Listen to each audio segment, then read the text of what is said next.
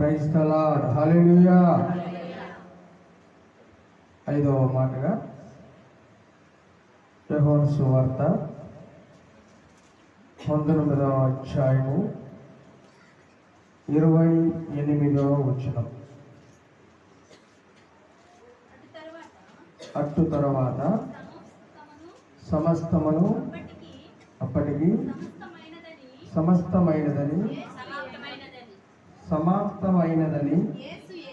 యేసు ఎరిగి లేఖనము నెరవేరినట్లు నేను దప్పికొనుచున్నాను. హల్లెలూయా. నేను దప్పికొనుచున్నాను నేను. ఐదవ మాట. ఏం దప్పికొనుచున్నాడు అంటే దాహము అంటే ఆత్మీయ దాహం. హల్లెలూయా. ఇప్పటి వరకు లేఖనాలు నెరవేరిన ప్రకారం నేను వచ్చి ఉన్నాను. 33 సంవత్సరాలు ఇక్కడ జీవించి ఉన్నాను. ఎవరి పరిస్థితి ఏంటో ఎరిగి ఉన్నాను. కనుక యెషయా భక్తుడు ముందుగానే రాసి పెట్టాడు, లోకరక్షకుడు వస్తాడు, మన పాప భారాలన్నీ ఆయన భుజం మీద మోసుకుంటాడు, తిరిగి సిలువలో మరణిస్తాడు, 3వ రోజు లెగుస్తాడు. హల్లెలూయా.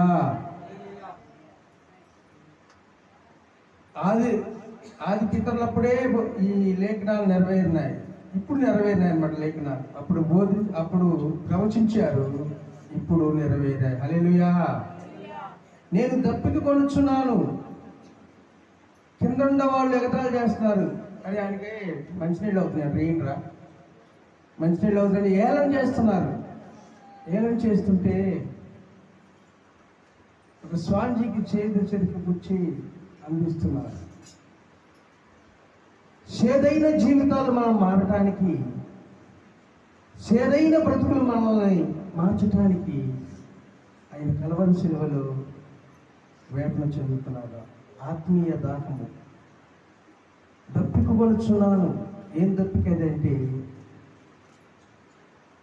నేను ఇంతవరకు లేఖనాల ప్రకారం నెరవేర్చి ఉన్నాను. నేను సిలువలో మరణిస్తున్నాను, ఆత్మ తండ్రికి అప్పగిస్తున్నాను.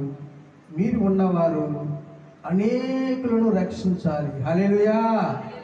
అది ఎంత వేదన మాట అంటే దప్పికొనుచున్నాను. ఆత్మీయ దప్పికది. అనేకులను ఈ మార్గంలో నడపడానికి, అనేకులను ఈ మార్గంలో నడపాలి. విశ్వాసులైన మనము నీవు నేను మారితే కాదు, విశ్వాసమైన మానము నీవు నేను మారినా నీ కుటుంబం అంతా మారటానికి ప్రార్థన చేయాలి. కుటుంబంలో ఒక తల్లి మారినా ఆ తల్లి ప్రార్థన ద్వారా కుటుంబం అంతా మారిపోవాలి.